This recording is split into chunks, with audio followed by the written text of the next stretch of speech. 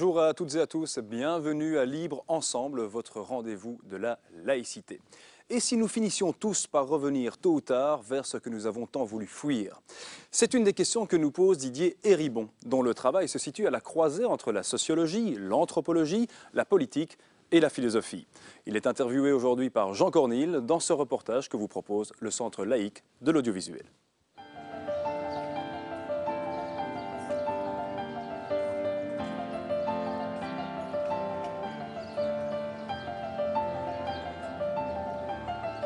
Nous sommes aujourd'hui à Beaubourg, devant le centre Wallonie-Bruxelles à Paris, au lieu du symbole du dialogue entre la culture belge francophone et la culture française. Pourquoi ce lieu? Parce que je vous propose d'y rencontrer Didier Héribon, qui est philosophe, qui est anthropologue, qui a consacré nombre de ses travaux intellectuels à l'œuvre de Michel Foucault, de Georges de Mézil, de Claude Lévi-Strauss. C'était aussi un ami de Pierre Bourdieu. Didier Héribon a écrit Réflexions sur la question gay, Retour à Reims et plus récemment La société comme verdict, où il revient sur les milieux populaires de son enfance. Je vous propose maintenant de m'accompagner dans cette rencontre avec Didier Héribon.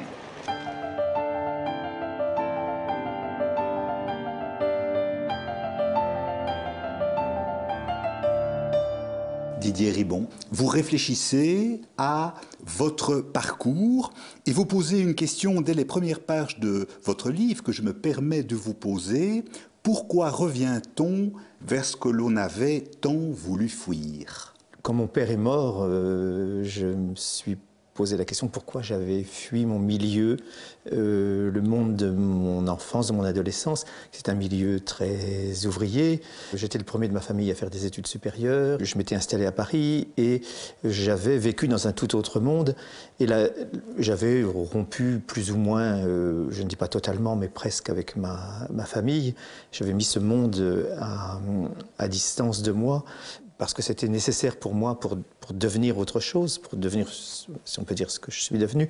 Et quand mon père est mort, je me suis interrogé sur les raisons pour lesquelles j'avais mis ce monde à distance, toutes les bonnes raisons que je m'étais données, peut-être affronter directement la vraie réponse, une des vraies réponses qui aurait été que j'avais fui ce monde ouvrier parce que c'était un monde ouvrier et il y avait donc dans le geste de fuite se jouait quelque chose des rapports de classe, la violence de classe, des rapports de classe dans la société française, pas seulement française bien sûr, mais en tout cas c'est là que je vivais.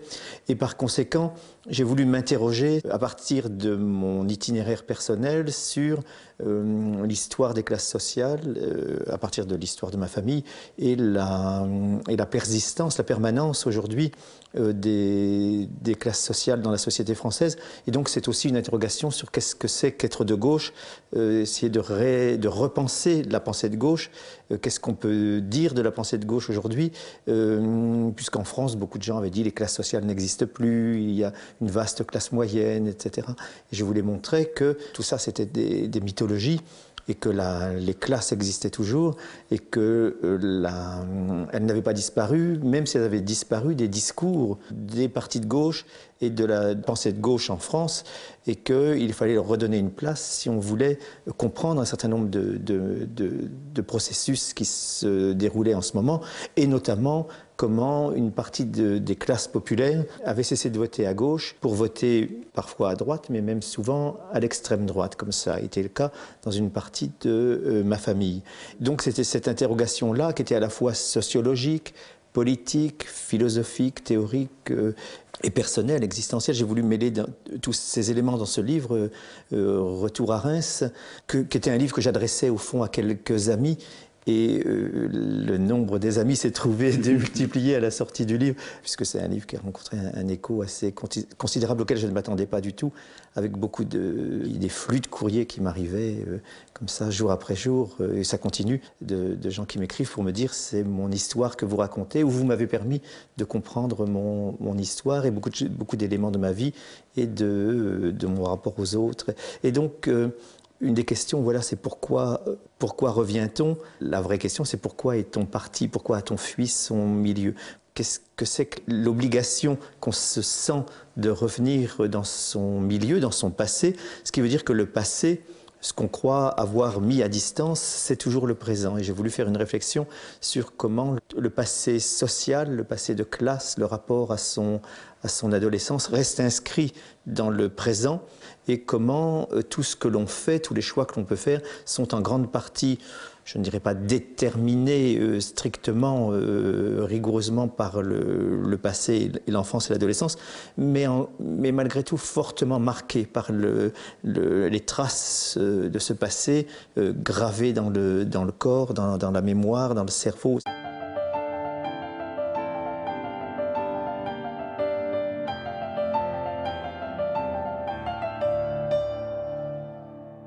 Vous dites que certaines œuvres intellectuelles, et vous parlez en particulier de la distinction de Pierre Bourdieu, peuvent avoir un effet transformateur de soi. Est-ce que le fait de comprendre, de côtoyer des œuvres de la profondeur de celle de Pierre Bourdieu par exemple, ou de la sensibilité de celle de Annie Ernaux, peuvent justement transformer ces déterminismes sociaux qui se poursuivent, ces mécanismes de domination? C'est-à-dire l'œuvre de Pierre Bourdieu, notamment ce grand livre, ce livre monumental, magistral qu'est La Distinction, ou l'œuvre d'Annie Ernaux, sont deux œuvres qui m'ont, à des moments différents ou dans des registres différents, m'ont beaucoup influencé, m'ont beaucoup appris, et notamment appris sur moi-même. J'ai compris des choses de moi, de mon passé, de mon présent, et du lien entre mon passé et mon présent en les lisant. C'est-à-dire que ce sont des œuvres qui ne sont pas simplement, pour Pierre Bourdieu, une œuvre théorique, ça l'est évidemment, mais ça n'est pas seulement ça, c'est une œuvre dans laquelle il a mis beaucoup de lui-même, et en mettant beaucoup de lui-même, il rencontre dans les lecteurs non pas un assentiment théorique, mais une sorte d'assentiment presque existentiel. On est touché par le livre par les livres de Bourdieu sur le système scolaire ou sur les classes sociales, ou dans le registre littéraire par les livres d'Annie Ernaux que sont La place, Une femme, La honte, qui sont sur sa famille, sur son père et sa mère. Ce sont ce que j'appelle des œuvres généreuses, c'est-à-dire qu'elles exercent des effets de générosité, puisqu'elles exercent des effets de transformation de soi-même. Quand on les lit, on se comprend et donc on peut travailler sur soi-même pour se transformer. Mais la transformation n'est jamais complète, ça a des effets d'émancipation, bien sûr, puisqu'on comprend les déterminismes dans lesquels on est pris, mais il ne suffit pas, comme tout le livre La société comme verdict tente à le montrer et le prouver, il ne suffit pas de comprendre les déterminismes dans lesquels on est pris, par lesquels on est façonné, pour s'en libérer totalement. Les comprendre permet parfois de les neutraliser, de les mettre de côté, mais ne permet pas de les désamorcer. Dans la société autour de nous, ces déterminismes continuent d'exercer leurs effets et on ne peut pas s'en prémunir totalement. Un des autres livres qui a été très important pour moi, c'est le livre de Sartre. J'allais en parler. Son livre sur Jean Genet, Saint-Genet. Il est évident que toute l'analyse qu'il produit de l'interpellation injurieuse par laquelle on est constitué, formé et qu'on ne peut que se réapproprier, il est évident que l'insulte, par exemple, homophobe, je peux, en la comprenant et en comprenant le rôle qu'elle a eu sur la constitution de ma personnalité depuis mon adolescence jusqu'à aujourd'hui, je peux très bien comprendre ce phénomène, l'analyser, et Sartre m'a beaucoup aidé à le comprendre, l'analyser, faire un livre sur cette question. Dans mon livre de 99, Réflexions sur la question gay, il y a tout un chapitre sur le choc de l'injure et le caractère constitutif de l'injure pour les minoritaires, comment ils sont constitués par l'injure sociale, l'injure comme horizon du rapport au monde. Mais il ne suffit pas d'analyser ça parce que je peux très bien l'analyser ici, dans un livre, mais dès que je sors dans la rue, je peux être de nouveau insulté et je n'ai pas de prise, je ne peux pas faire que cette insulte qui m'a constitué disparaisse. Elle est là, elle m'environne, elle m'entoure, et par conséquent, je suis toujours sa cible, d'une certaine manière sa victime, et donc la force constitutive qu'elle a eue sur moi se réactive régulièrement. Et cette réactivation je dois en tenir compte et je ne peux pas faire comme si j'étais immunisé contre la force de cette injure. Et donc la vulnérabilité des minoritaires, et notamment des gays, des lesbiennes, des transgenres ou des minorités raciales, ethniques, cette vulnérabilité, on ne peut pas la dépasser, et si on croit l'avoir dépassée, on est vite rappelé à l'ordre par justement la profération injurieuse qu'on rencontre de nouveau au détour d'une rue, je ne dis pas chaque jour de notre existence, mais malgré tout assez fréquemment.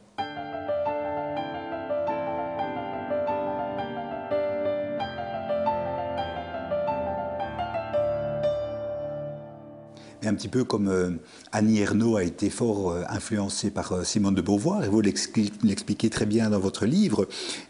Vous citez aussi Jean-Paul Sartre, qui dit « Il faut se conquérir sur les passions, sur la race, sur la classe, sur la nation, et conquérir avec soi les autres hommes », écrit Jean-Paul Sartre dans les mots. C'est-à-dire que le combat pour l'émancipation, pour la liberté, c'est un combat de tous les jours, permanent, infini. Oui, on se bat pour soi-même, on se reconstitue soi-même, on se libère soi-même.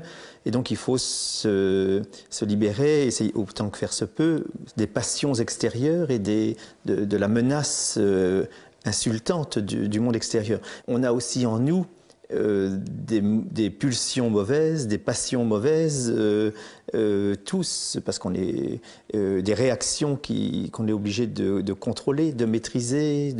On ne peut pas être un pur esprit politique, et donc on a des réactions qui peuvent être, je ne sais pas, pour les uns misogynes, pour d'autres homophobes, pour d'autres racistes, et on est obligé de travailler sur soi pour les éliminer, les évacuer. J'espère que je réussis à les éliminer au maximum pour ce qui me concerne.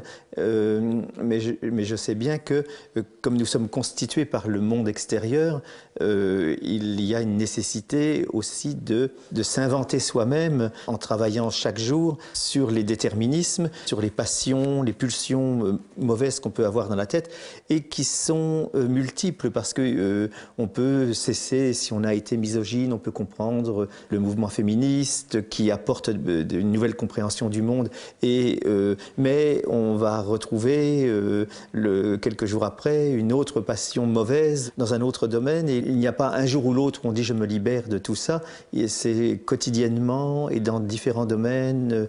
Je prends l'exemple de la misogynie parce que vous avez cité Simone de Beauvoir, et évidemment son livre Le deuxième sexe est un livre tout à fait capital. On peut contester évidemment chaque page de ce livre comme du Saint-Genet, mais le geste qu'ont accompli Beauvoir et Sartre dans les années 40 et 50, et plus tard aussi, bien sûr, le geste politique, intellectuel, existentiel qu'ils ont accompli à travers ces livres-là, on peut leur reprocher tout ce qu'on veut, et parfois à juste titre, ça reste pour moi quand même des gens qui auront transformé nos vies, et nous devons leur être reconnaissants, avoir à leur égard une immense gratitude pour avoir fait ça sous les quolibets, sous les injures, comme c'était le cas pour Simone de Beauvoir quand elle a publié Le deuxième sexe, les injures qu'elle a pu recevoir, qui sont aujourd'hui stupéfiantes, mais on voit bien comment elle a bravé avec beaucoup de courage cette hostilité pour dire des choses qui étaient importantes pour elle, mais dont elle savait que c'était important pour d'autres aussi que ces choses soient dites.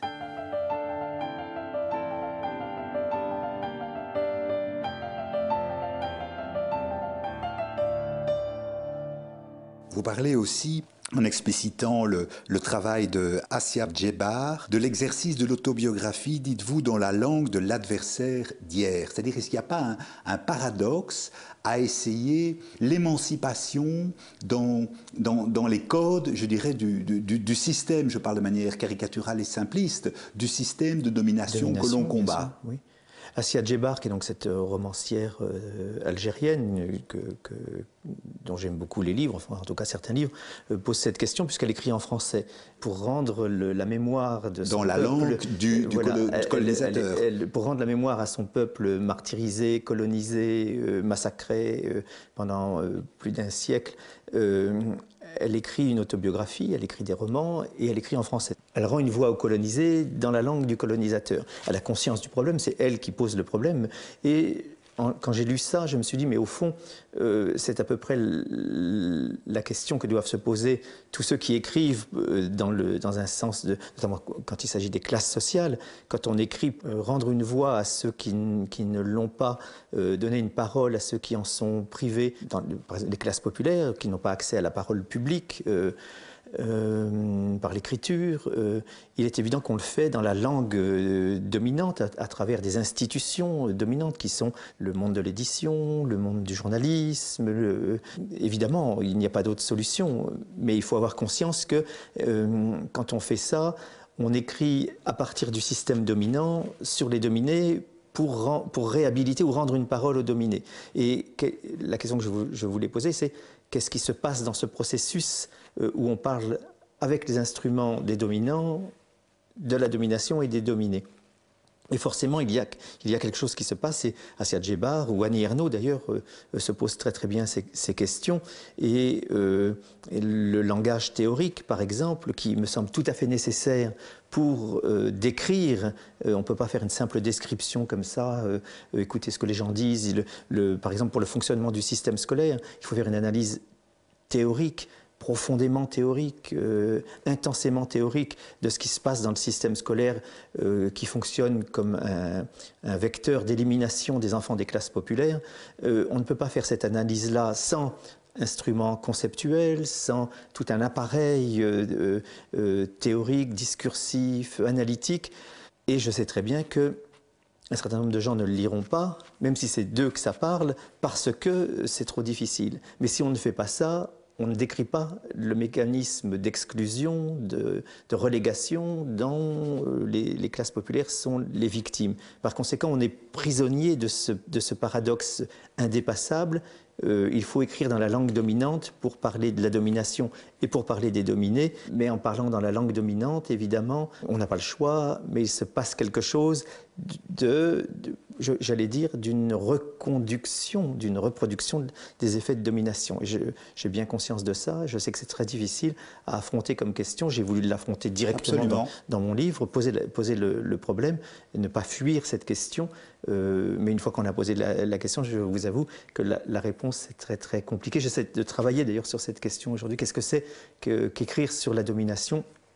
Et qu'est-ce que c'est que réinventer une pensée critique, critique du monde social, voilà. Et vous posez d'ailleurs la question, peut-on revendiquer la culture populaire comme culture légitime, d'une certaine manière ? Il y a beaucoup de gens qui disent si on écrit sur les classes populaires, forcément on reproduit une violence sur les classes populaires. Il faudrait simplement écouter la culture des classes populaires, de la classe ouvrière, et puis la restituer telle qu'elle est. Alors déjà la restituer telle qu'elle est à travers des instruments linguistiques que sont l'écriture savante ou littéraire, la forme livre, livre publié, les librairies, etc. Déjà cette restitution est filtrée. Donc ce n'est pas une restitution simple, spontanée, comme le croient ceux qui proposent ça. Mais en plus, on voit bien que si on fait l'éloge de la culture populaire, il y a de très beaux travaux d'historiens notamment et de sociologues, notamment britanniques, qui ont montré que les enfants des classes populaires résistent au nom des valeurs des classes populaires au système scolaire, et qu'en résistant au système scolaire, ils ratifient, amplifie ou accélère l'élimination à laquelle ils sont de toute façon voués. Et donc ce qui pourrait être décrit comme une résistance aux valeurs dominantes, au système dominant, est au fond une manière d'accepter, de faire fonctionner, d'adhérer au système dominant en croyant qu'on lui résiste. Et donc là aussi, le rapport entre la résistance à la domination et la reproduction de cette domination, le rapport entre les deux n'est pas simple à penser, et parfois ce qu'on croit être la culture populaire ou l'exaltation de la culture populaire, des valeurs populaires, c'est tout simplement une manière d'accepter un partage des rôles et des tâches avec les dominants d'un côté, les dominés de l'autre, et on oublie d'analyser ce qui se passe entre les deux, c'est-à-dire la domination précisément. Et si on fait l'éloge de la culture populaire, je comprends très bien que des sociologues le fassent, hein, en tout cas la décrivent, mais si on veut en faire l'éloge et la présenter comme une culture aussi légitime que la culture savante, ça veut dire que la culture savante est réservée aux dominants, que la culture populaire est réservée aux dominés, ce qui veut dire qu'ils n'ont pas accès au système scolaire, aux grandes écoles, aux voies d'élite, aux voies royales, de l'accès aux professions, etc. Et donc la culture populaire peut être aussi le vecteur de la reproduction, de la domination dont les gens qui vivent dans cette culture sont les objets. Et donc il faut aussi se défier de ce populisme qui exalte la culture populaire.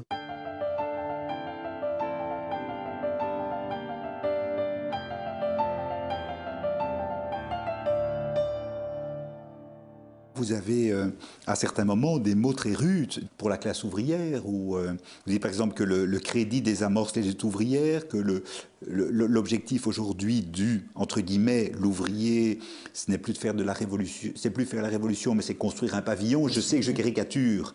Non, mais c'est ça, mais je ne juge pas. Moi, j'ai vécu enfant dans le milieu ouvrier, fait de privations, de difficultés de boucler les fins de mois, d'être dépossédé de l'accès à un certain bien de consommation. Et je comprends très bien que des gens qui ont vécu dans cette dépossession de l'accès aux biens de consommation aient envie de pouvoir y accéder comme tout le monde, comme on disait dans ma famille, on travaille dur, on a bien le droit d'avoir aussi une voiture, une télévision, etc. Et ce qui m'a frappé dans mon enfance ou dans mon adolescence, c'est comment j'entendais autour de moi, tout le monde, dans ma famille ou dans les proches de mes parents, disaient on fait construire. Donc on fait construire un pavillon, c'est-à-dire on s'endette, on prend des crédits sur 25, 30 ans, etc. C'est-à-dire qu'on ne peut plus faire grève parce que sinon on ne peut plus payer les traites mensuelles du crédit. Et je ne condamne évidemment pas, je ne dénonce pas les gens qui veulent faire construire un pavillon.